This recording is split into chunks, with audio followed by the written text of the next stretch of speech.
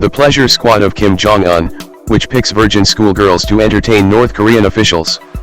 Many people expected North Korean leader Kim Jong-un's first UN's meeting with US President Donald Trump to be a watershed moment in the country's turbulent history. Yet, according to The Sun, only 3 years before meeting Trump in 2018, he'd restored one of his regime's ugliest traditions, his grandfather's perverted pleasure squad of covered sex entertainers. Related, North Korean leader Kim Jong-un purportedly spotted alive. Kim Jong-un with female soldiers, he maintains a twisted pleasure squad of women, the sick creation of his grandfather. Within the walls of his ultra-secure palaces, his pleasure squad offers entertainment for high-ranking North Korean officials. The harem's 2,000 members are allegedly forced to sing and dance for the country's top crust, as well as partake in strange sexual games and orgies. The fact that certain members of the pleasure squad are suspected of being taken directly out of school and into sex work raises the stakes even higher. The story of how the pleasure squad was founded and subsequently recreated under Kim Jong directives UN's is told below. People watch a TV showing a file image of North Korean leader Kim Jong-un during a news program at the Seoul railway station. The Pleasure Squad, or Kipumjo, was founded under the reign of North Korea's founder, Kim Il-sung, who is still revered as the country's eternal president despite his death in 1994. He dispatched his employees to scour the country for the most beautiful young women and girls to perform as singers and dancers at the height of his power in the late 1970s. Some started off as maids, but the most attractive were assigned to affluent officials as comfort ladies. Kim Il-sung sought out virgins with the belief that having sex with them would allow him to absorb a girl's ki, or life force. When officers in the North Korean military were retired from their sexual responsibilities in their 20s, they regularly adopted ladies as brides. As they visit the Rungna People's Pleasure Ground in Pyongyang, Kim Jong-un, center, and his wife Ri Sol-ju, right, wave to the throng. Girls are separated into several units once they've been taken into the pleasure squad.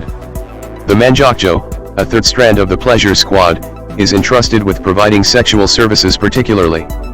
When his father died, Kim Jong-il, Kim Il-sung's son, kept the pleasure squad going, and he had a succession of mistresses to boot. Other members of the Kim dynasty were also accused of exploiting the women.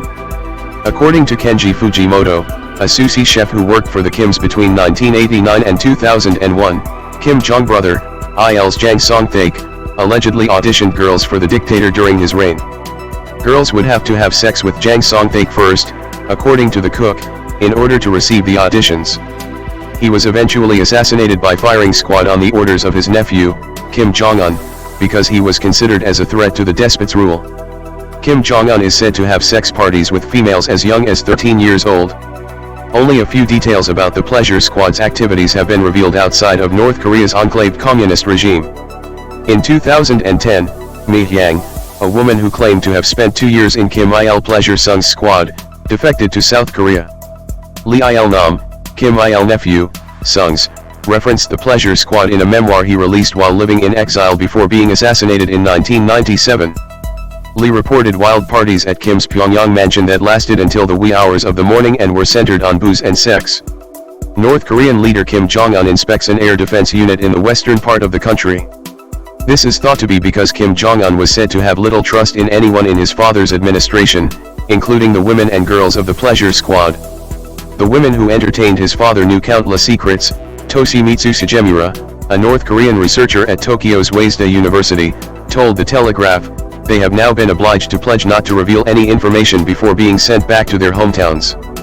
North Korean women dressed in traditional garb walked to the Mansudae Grand Monument in Pyongyang, North Korea, on August 19, 2018, to pay their respects to enormous sculptures of Kim Il-sung and Kim Jong-il. Each of the women is thought to have gotten a monetary reward of around $4,000, which is a huge figure in